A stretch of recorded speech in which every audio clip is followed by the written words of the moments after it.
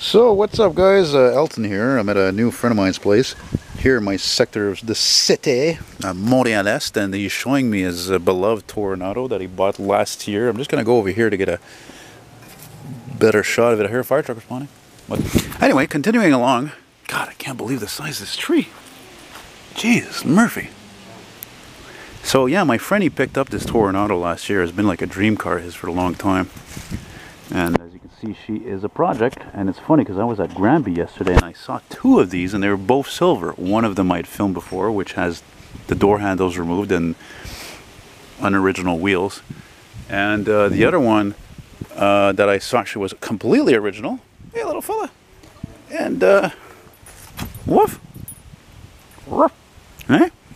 And the other one that I filmed was completely stock, completely original. The guy had even put wide white wall tires on it, like, on a 1961 and under car. So here's a bunch of his parts here that he's taken off. Here he started to do the process of wow, not easy to close though. No? Hey, il est dur à fermer ton trunk. I was afraid I was going to break it. No. That's interesting. They put the fuel door. The fuel door is on the trunk lid. That's fucking strange. There you go. And but the more he's showing me this car, the more potential I see. And I should mention, more importantly, this is a W-30 model. So therefore, it actually has, I figure, probably about 15-20 more horsepower than the 34, W-34, excuse me. And there's a fire truck again. Let me just show you here, first of all, what it looks like closed up here. But it's a solid car, I mean, obviously it needs work. It needs a little bit of body, but the body's not terrible. And it's not, doesn't seem to really have any rot on it. He took off the vinyl roof. It's not that bad. A couple little spots need attention right here. And I took off the chrome moldings because typically, you guys, old cars, unfortunately, one of the biggest flaws is they leak. Unless, of course, you live in Southern California or in Arizona or something, you don't really have to worry about that as much. So he took all the chrome moldings off, and look at the mirror even back then, eh? Even the mirror was beautiful. I think I said the same damn thing about the 69 I filmed yesterday in Granby. So it's a Toronado W-34, which I didn't even know that they made.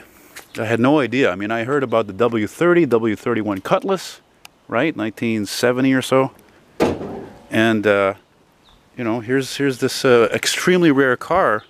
And apparently, my friend, he told me that he contacted the Oldsmobile Club of America, and they couldn't even find one registered. W-34 example, that is. And this hood is so long and heavy. Ugh, Jesus Christ. Ah, that it actually has sort of a spring bracket here, over here, to handle the weight of it. So as you can see, my friend's taken quite a lot of stuff off that 455. A guy who had it, I guess, or somebody had it before in Ontario. Surprisingly to us, they had taken off the spark plugs and actually looked pretty good. And just to show you here, we checked them out. The engine's full of oil. And look at the spark plugs. They're pretty clean, man. Got oil, yeah. They're a bit grimy, but probably a good oil change would fix that, I figure. Somewhere down the line when she's ready to fire. So Carter carburetor. He took the water pump off. There's a lot of potential, That's the kind of car I would buy as well. I mean, it's a huge project, but if you have the time, you have the know-how, and you've got good hands, and eventually you could put a few $1,000s here and there on a paint. But let me show you another great part about this car. Apart from a straight body and solid, I'll show you underneath here. Underneath is actually pretty good too. I mean, this is very impressive for a Canadian car that clearly sat for a really long time. Okay, now I'm noticing your rear bumper here, but you've got another one. My friend's got another bumper. He's also got the front bumper as well, and the grill. And yeah, these rear bumpers, they rusted pretty badly. And look at that. There's a muffler in the center. Am I right?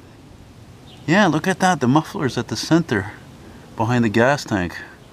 You can see, look, it just looks like it's just surface rust. That's really cool. And my friend's taking all the wheels off so that the brakes can be worked on. Ugh. And come over here. Actually, you know what? Let me show you this side first.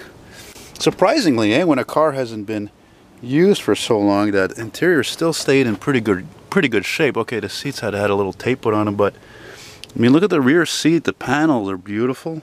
Just a little dirty. Look, you still had a rear speaker grill back then. That's really cool. That probably died that year or the year after anyway. And it has the exact same GM musty old upholstery smell, just like my old 65 LeSabre had. And look at this. Floor shifter.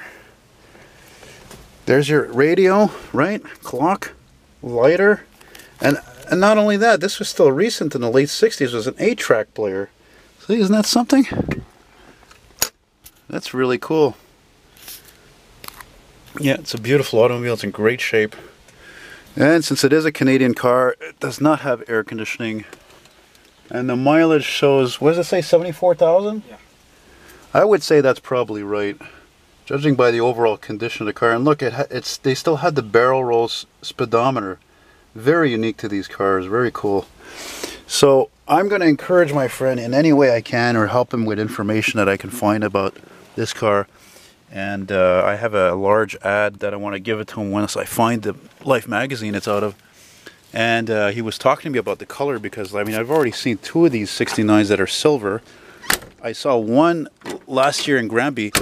Look at how solid that is. And it was green. And that one actually needed the bumpers. Both of them were rotted. But it was still in good shape. And what was I going to say? But yeah, he's like, he's not tripping out on this silver. Now mind you, you see his Jaguar in the background. I just filmed a little ride, and it's one of the most stunning blue colors I've ever seen. So I understand what he means by the color of the car. It's not exactly, it's kind of not flattering to it, you know. All the pieces of tape there, you put that's because rust is there. Yeah, it was rust, or like sharp edges. It's for my cover. I don't want to stretch it. Oh yeah, that's right. It's because he has a very expensive car cover over here, and that's because he doesn't want any of this rust to scratch the cover. So I'll just show you this side here, right? And I didn't know, like I said, that Toronado made a W-34. I mean, it sounds to me like that was only a 1-year or 2-year thing. And I told him, I said, look, you know, once you're done with this car, eventually restoring it, maybe it'll be worth 15, 20 grand. That probably obviously more over time. And look at it, even has a little chart that shows you the correct tire pressure. Neat. And he, by the way, checked all the numbers match on the engine block, eh? So it really is what it is. It's not a fugazi. It's not a phony, you know. It's really cool to see something like this where I live, because again, this is as urban as it gets when it comes to the city, and frankly, you don't see as many old cars in the city part anyway of Montreal as much as you used to. So I'm really glad for him to have showed me this, and it's again, I think there's a lot of potential to it, and I hope that he sticks with it and he doesn't get fed up. But I don't think he will, because compared to me, he's a very patient person. So I think that's it, guys. So it's a pleasure for me to show you guys this whenever I eventually post it. So take care.